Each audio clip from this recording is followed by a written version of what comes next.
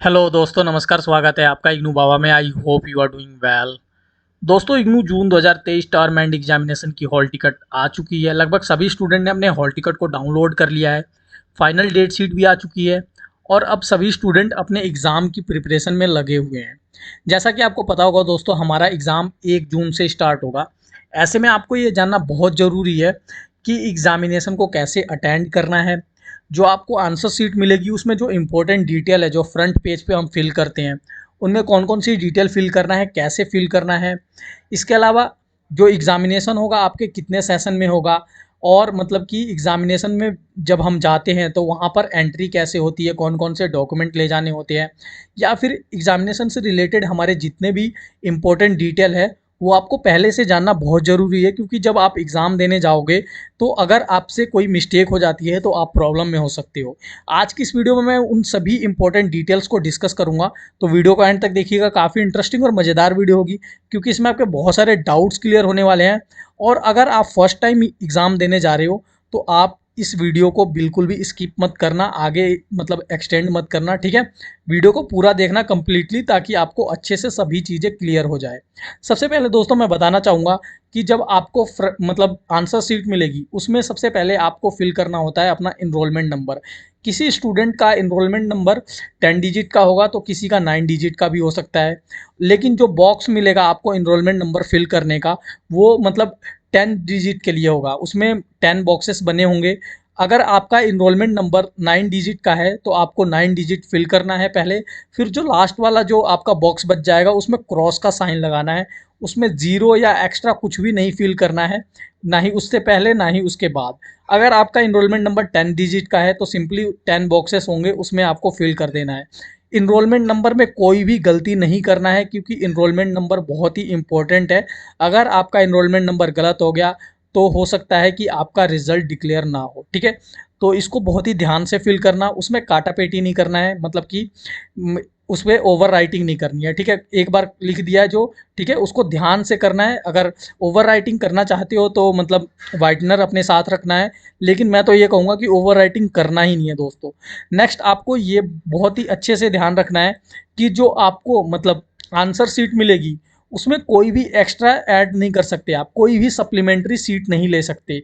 जो main seat होगी वही मतलब आपके लिए होगी, ठीक है। उसमें बहुत सारे पन्ने होते हैं, आई थिंक 36 पेजेस होते हैं। तो 36 पेजेस इनफ है, ठीक है, किसी भी एग्ज़ाम के मतलब आंसर को लिखने के लिए, जो 100 मार्क्स का हो या 50 मार्क्स का हो। तो आपको कोई भी एक्स्ट्रा सप्लीमेंट्री सीट नहीं मिलेगी। इसलिए जो आप आंसर लिखोगे उसमें गैप नहीं रखना है। बहुत ज़्यादा गैप रखोगे तो आपको प्रॉब्लम आ जाएगी। क्योंकि अगर हो सकता है कि मान लीजिए आपने बहुत ज़्यादा गैप कर दिया और लास्ट में कोई आपका मतलब क्वेश्चन बच गया तो उसको आप नहीं लिख पाओगे, ऐसे में आपके मार्क्स कट सकते हैं, ठीक है। तो इन चीज़ों का ध्यान रखना है बिल्कुल अच्छे से, क्योंकि आपको कोई भी एक्स्ट्रा सप्लीमेंट्री सीट नहीं मिलेगी। मेन आंसर सीट जो मिलेगी उसी में आपको सभी चीज़ें लिखनी है। कोई भी उसमें ब्लैंक स्पेसेस नहीं देने हैं ज़्यादा, मतलब एक लाइन से ज़्यादा स्पेस नहीं देना है कोई भी आंसर में, ठीक है। इस चीज़ का बहुत ही अच्छे से ध्यान रखना। This video is sponsored by neerajbook.com। दोस्तों, अगर आप इग्नू एग्जाम की प्रिपरेशन करना चाहते हो तो आपको ज़रूरत पड़ेगी एक ऑथेंटिक और रिलायबल स्टडी मटेरियल की, जो आप neerajbook.com से परचेज कर सकते हो। neerajbook.com एक ट्रस्टेड सोर्स है जिसके पास सालों का एक्सपीरियंस है। यहाँ से आप इग्नू के solve sample paper, previous year solve question paper, assignment, e books, books guide, सभी स्टडी मटेरियल को परचेज कर सकते हो, जिस पे भारी डिस्काउंट मिलेगा आपको। अगर आप कॉम्बो ऑफर के लिए जाते हो तो आपको 50% डिस्काउंट मिलेगा। इसके अलावा अगर आप मेरे चैनल का नाम इग्नू बाबा एज अ कूपन कोड के तौर पे यूज़ करते हो तो आपको और भी एक्स्ट्रा डिस्काउंट मिलेगा। तो एक बार ज़रूर आप neerajbook.com पे विजिट कीजिए। इस वेबसाइट का लिंक आपको मेरे चैनल के वीडियो में मिल जाएगा, इसमें कमेंट सेक्शन में और डिस्क्रिप्शन बॉक्स में। तो ज़रूर एक बार आप विजिट कीजिए neerajbook.com। नेक्स्ट हमारे लिए इम्पोर्टेंट चीज़ है दोस्तों, वो ये है कि जो आप सिग्नेचर करोगे अपने अटेंडेंस सीट में, वो ध्यान से करना है। हर एक कॉलम बना होता है स्टूडेंट के लिए, ठीक है। आपका जो प्रिस्क्राइब्ड कॉलम है आपके नाम के आगे, उसी कॉलम में आपको सिग्नेचर करना है, ना ही उससे ऊपर ना ही नीचे।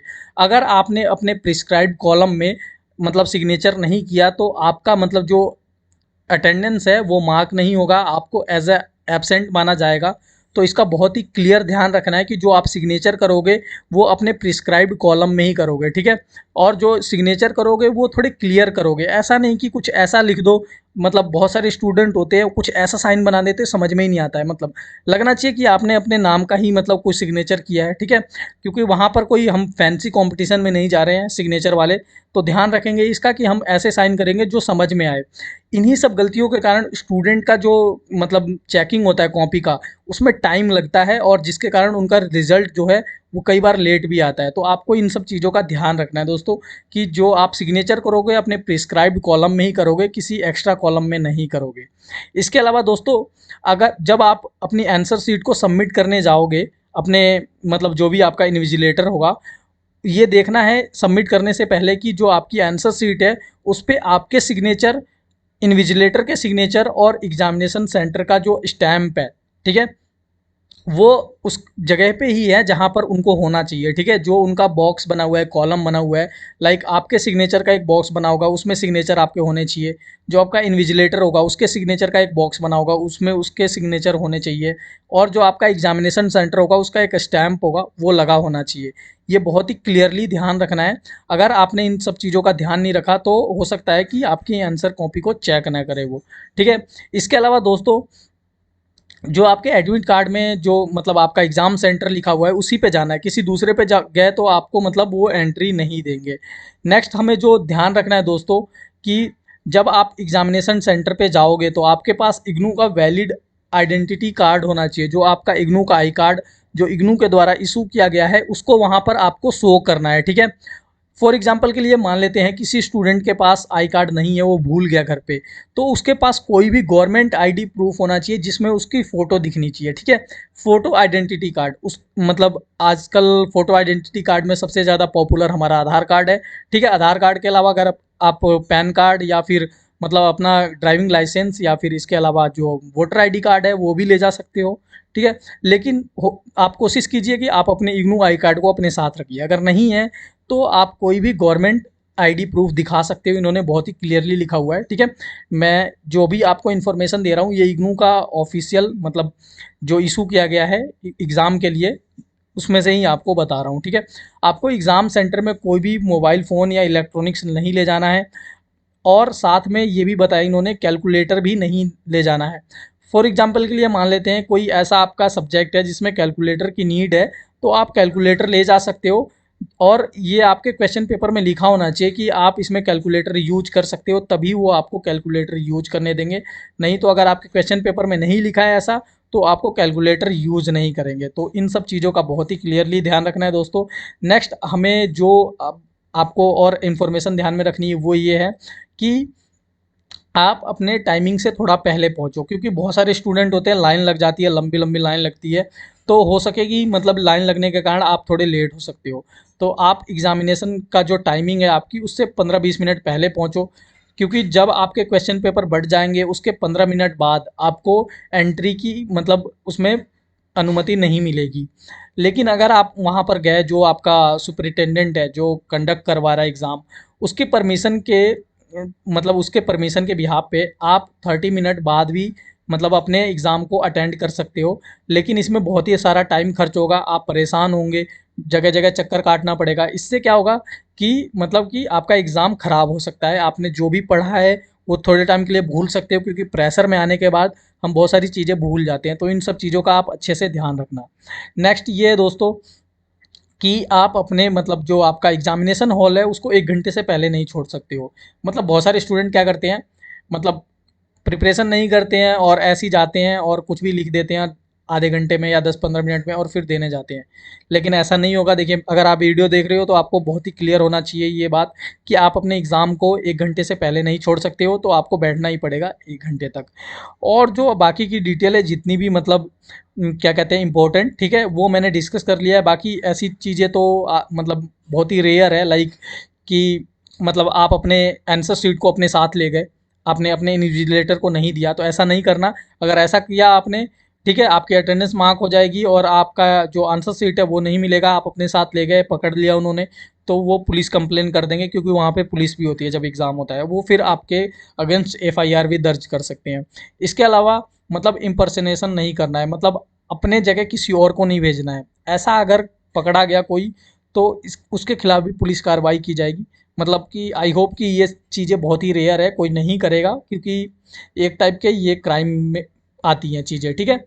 तो जितनी भी इम्पोर्टेंट चीज़ें हैं दोस्तों, वो मैंने आपको बता दिया। हॉल टिकट को अच्छे से संभाल के रखना, क्योंकि फ्यूचर रेफरेंस के लिए यूज किया जा सकता है। अगर आपके रिजल्ट में या फिर आपके एग्जामिनेशन में कोई प्रॉब्लम आती है, तो आपको ज़रूरत पड़ेगी जब आप उसके लिए मतलब इग्नू में जाएंगे, ठीक है, उसके अगेंस्ट कोई भी कार्रवाई करने के लिए। तो जितनी भी इंपॉर्टेंट इन्फॉर्मेशन थी मैंने डिस्कस कर लिया है। फिर भी अगर कुछ बचता है, देखिए बहुत सारी चीज़ें ऐसी मिलेंगी आपको, बहुत सारे ग्रुप्स में, सोशल मीडिया पे, इवन वीडियोस में भी बहुत सारी डिटेल बताई गई होंगी, लेकिन उन पे ध्यान नहीं देना। मैंने जो भी डिस्कस किया है अभी आपको, ठीक है, ये इग्नू का ऑफिशियल नोटिफिकेशन से है, ठीक है। इसके अलावा कोई भी और एक्स्ट्रा चीज़ नहीं है, और जो मैंने बताया वो बहुत ही इनफ है, ठीक है। कोई भी पॉइंट मैंने छोड़ा नहीं है। दो तीन चीज़ें मैंने छोड़ी है, लेकिन वो मतलब उनको डिस्कस करना पड़ेगा अलग से वीडियो में, क्योंकि फिर वीडियो बहुत ही ज़्यादा लंबी हो जाएगी। मैंने जैसे कि मतलब कौन कौन से ऑब्जेक्टिव टाइप के क्वेश्चन पेपर आएंगे वो डिस्कस नहीं किया है। इसके अलावा मैंने ये डिस्कस नहीं किया है कि मीडियम क्या होना चाहिए और मीडियम को कैसे चेंज कर सकते हो। ये सब मैं डिस्कस करूँगा एक अलग वीडियो में, ठीक है। तो इसमें मैंने सब कुछ डिस्कस कर लिया। आई होप आपको सब कुछ समझ में आ गया होगा। वीडियो अच्छी लगी हो तो इसे लाइक कीजिए, हमारे चैनल को सब्सक्राइब कीजिए, क्योंकि मेरा चैनल इग्नू के सभी ऑथेंटिक इन्फॉर्मेशन के लिए वन स्टॉप सॉल्यूशन है। Thank you very much.